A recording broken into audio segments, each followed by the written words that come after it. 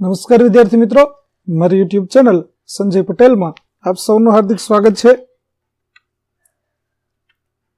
મિત્રો, આજના વિડીયોની અંદર આપણે ધોરણ 8 વિષય છે હિન્દી, જેનો પાઠ 7મો કે જે સત્ર 2 ની અંદર આવે છે, જેનું નામ છે હાર કી જીત।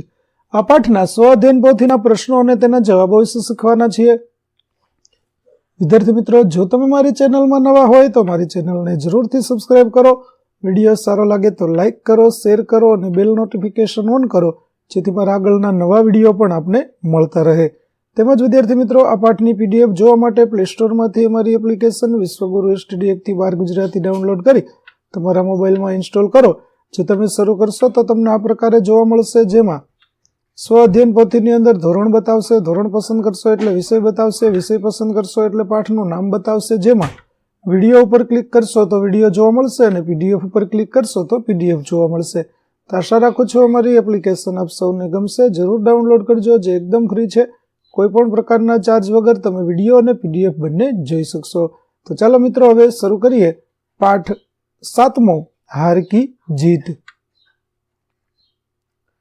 प्रश्न 1, सही विकल्प चुनकर सही निशान कीजिए। पहला, बाबा भारती संध्या के समय क्या करते थे? तो उत्तर होगा घोड़े पर चढ़कर 8-10 मील चक्कर लगाते थे। दूसरा, खड़क सिंह के इलाके के लोग कांपते थे क्योंकि? उत्तर होगा वह एक कुख्यात डाकू था। तीसरा, घोड़े की चाल देखकर खड़क सिंह के हृदय पर सांप लौट गया क्योंकि घोड़ा देखने में बहुत सुंदर था। चौथा, बाबा भारती को रात को नींद नहीं आती थी क्योंकि? तो उन्हें खड़क सिंह का डर लगने लगा था। पांचवा, रात्रि के अंधकार में खड़क सिंह बाबा भारती के मंदिर में पहुंचा क्योंकि सुल्तान को वापस मंदिर में छोड़ना चाहता था। छठा, खड़क सिंह ने घोड़े को वापस लौटा दिया क्योंकि खड़क सिंह का हृदय परिवर्तन हो गया था। प्रश्न 1ब, निम्नलिखित वाक्य किसने किससे कहा है? लिखिए। पहला, विचित्र जानवर है, देखोगे तो प्रसन्न हो जाओगे। तो बाबा भारती खड़क सिंह से कहते हैं। दूसरा, बहुत दिनों से अभिलाषा थी, आज उपस्थित हो सका हूं। तो खड़क सिंह बाबा भारती से कहते हैं। तीसरा, बाबा जी मैं यह घोड़ा आपके पास न रहने दूंगा। तो खड़क सिंह बाबा भारती से कहते हैं। चौथा, क्या कहना जो एक बार उसे देख लेता है उसके हृदय पर छवि अंकित हो जाती है। तो बाबा भारती खड़क सिंह से कहते हैं। पांचवा, केवल एक प्रार्थना करता हूं, उसे अस्वीकार न करना, नहीं तो मेरा दिल टूट जाएगा। तो बाबा भारती खड़क सिंह से कहते हैं। प्रश्न 1 का रिक्त स्थान भरिए। पहला, खड़क सिंह इस इलाके का कुख्यात डाकू था। दूसरा, अपनी वस्तु की प्रशंसा दूसरों के मुख से सुनने के लिए उनका हृदय अधीर हो गया था। बाबा जी आज्ञा कीजिए, मैं आपका दास हूं, केवल यह घोड़ा न दूंगा। चौथा, वह धीरे धीरे अस्तबल के फाटक पर पहुंचा। पांचवा, अब कोई गरीबों की सहायता से मुंह नहीं मोड़ेगा। प्रश्न 2अ, प्रश्नों के उत्तर 2 वाक्यों में लिखिए। पहला, खड़क सिंह बाबा भारती के पास क्यों आया? तो खड़क सिंह बाबा भारती के घोड़े को देखने की इच्छा से उनके पास आया। दूसरा, बाबा भारती किस बात से डर गए थे? तो खड़क सिंह ने बाबा भारती से कहा था कि वह सुल्तान को उनके पास नहीं रहने देगा। खड़क सिंह की इसी धमकी से बाबा भारती डर गए थे। तीसरा, सुल्तान पर सवार खड़क सिंह ने बाबा भारती से क्या कहा? तो सुल्तान पर सवार खड़क सिंह ने बाबा भारती से कहा कि अब यह घोड़ा मैं आपको न दूंगा। चौथा, बाबा भारती अपना समय कैसे बिताते थे? तो इसका उत्तर आप यहां पर देख सकते हैं। प्रश्न 2ब, प्रश्नों के उत्तर लिखिए। पहला, बाबा भारती को किसका डर लगने लगा, क्यों? और दूसरा प्रश्न, इस घटना को किसी के सामने प्रकट न करना, ऐसा बाबा भारती ने क्यों कहा? तो दोनों प्रश्नों के उत्तर आप यहां पर देख सकते हैं। तीसरा, खड़क सिंह का हृदय परिवर्तन क्यों हुआ? और चौथा प्रश्न, अब कोई गरीबों की सहायता से मुंह नहीं मोड़ेगा, ऐसा बाबा भारती ने क्यों कहा? तो दोनों प्रश्नों के उत्तर आप यहां पर देख सकते हैं। काफी लंबे उत्तर है, हम यहां पर पढ़ते नहीं है। चलिए 5वां प्रश्न, खड़क सिंह ने सुल्तान को कैसे प्राप्त किया? और यदि बाबा भारती की जगह आप होते तो क्या करते? तो इन दोनों प्रश्न के उत्तर भी आप यहां पर देख सकते हैं, यहां से देखकर आप लिख सकेंगे।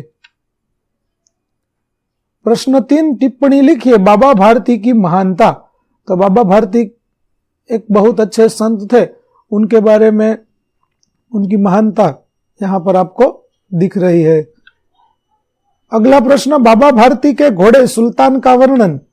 तो सुल्तान का वर्णन है वह भी यहां पर आपको दिया गया है, आप यहां से देखकर उसे लिख सकते हैं। प्रश्न 4, निम्नलिखित शब्दों के समानार्थी शब्द देकर उदाहरण अनुसार वाक्य में प्रयोग कीजिए। पहला, कीर्ति यानी यश।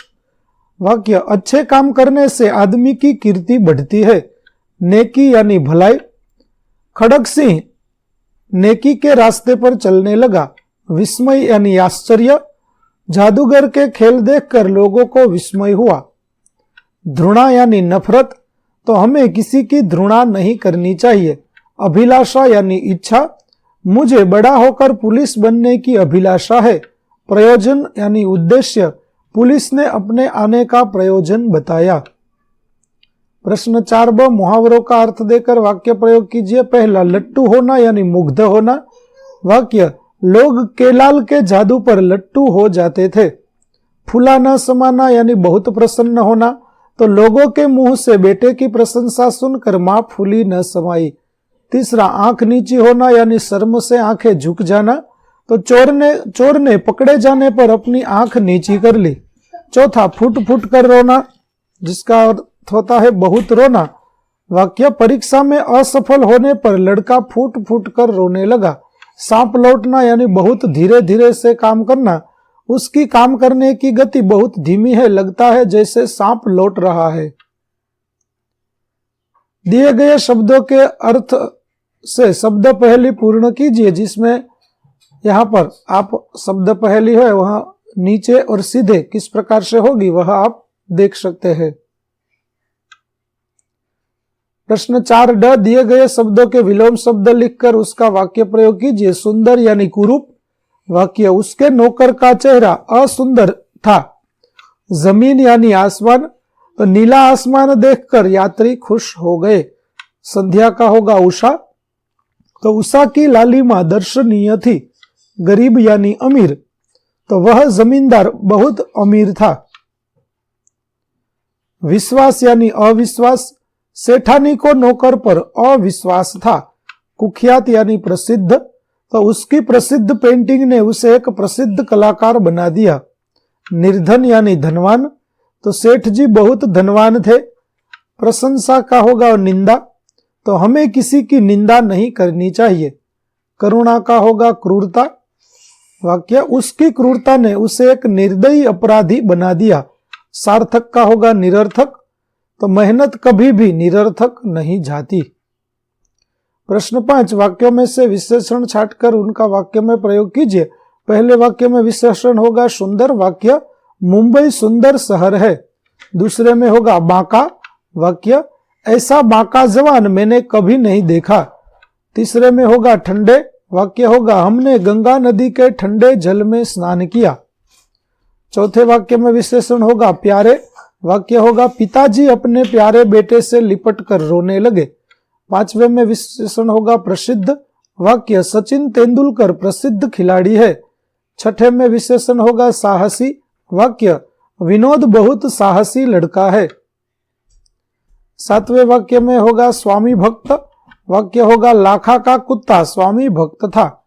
आठवां में होगा 2 लीटर। वाक्य होगा, महेश ने 2 लीटर दूध लिया। प्रश्न 6अ, दिए गए शब्दों से प्रत्यय जोड़कर शब्द बनाइए। मुख को इक प्रत्यय से होगा मौखिक। मनुष्य को त्व प्रत्यय से होगा मनुष्यत्व। भूत को इक प्रत्यय से होगा भौतिक। मम को त्व प्रत्यय से होगा ममत्व। समाज को इक प्रत्यय से होगा सामाजिक। सम को त्व प्रत्यय से होगा समत्व। अगला प्रश्न 7वां है, व्यवहार को इक प्रत्यय से होगा व्यावहारिक। नीति को इक प्रत्यय से होगा नैतिक। स्वभाव को इक प्रत्यय से होगा स्वाभाविक। नगर को इक प्रत्यय से होगा नागरिक। अर्थ को इक प्रत्यय से होगा आर्थिक। उद्योग को इक प्रत्यय लगाकर होगा औद्योगिक।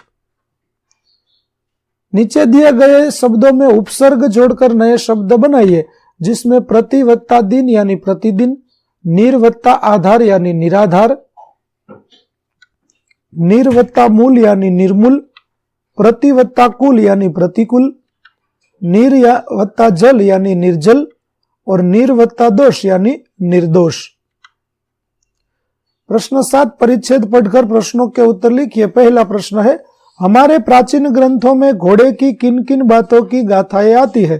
तो हमारे प्राचीन ग्रंथों में घोड़े के बल, शौर्य और बुद्धि की अनेक गाथाएं आती है। दूसरा, बोझ ढोना और सवारी के अलावा भी घोड़े हमें किस काम आते हैं? तो बोझ ढोना और सवारी के अलावा घोड़े खेतों में हल चलाने, फसलें काटने और अन्य कृषि कार्यों में मदद करते हैं। घोड़े आपातकालीन सेवाओं में उपयोग किए जाते हैं, जैसे कि पहाड़ी क्षेत्रों में घायल लोगों को निकालना और चिकित्सा सेवाएं प्रदान करना। तीसरा, प्राचीन काल से युद्ध के विवरण में घोड़ों की महत्वपूर्ण भूमिका कैसे रही है?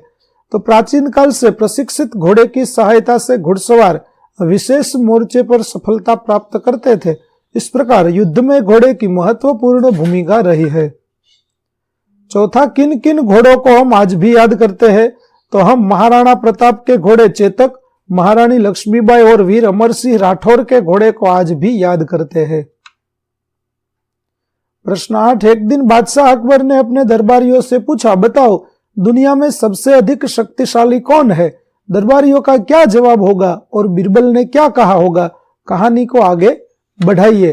तो कहानी को हम इस प्रकार से आगे बढ़ा सकेंगे। यहाँ पर आप कुछ हिस्सा देख सकते हैं। अगला हिस्सा है वह इस प्रकार से होगा और आप इस कहानी को इस तरह आगे बढ़ाकर लिख सकेंगे। तो विद्यार्थी मित्रों, અહીં આપણું પાઠ 7 હાર की जीत ના સ્વઅધ્યયન પોથીના પ્રશ્નો અને તેના જવાબો છે તે અહીં પૂરા થાય છે। આગળના પાઠના સ્વઅધ્યયન પોથીના પ્રશ્નો અને તેના જવાબો મેળવવા મારી ચેનલને જરૂરથી સબસ્ક્રાઇબ કરો તેમજ પીડીએફ જોવા માટે પ્લે સ્ટોરમાંથી અમારી એપ્લિકેશન વિશ્વગુરુ STD1 12 ગુજરાતી ડાઉનલોડ કરો। ફરી મળીશું નવા વિડીયો સાથે, ત્યાં સુધી આવજો।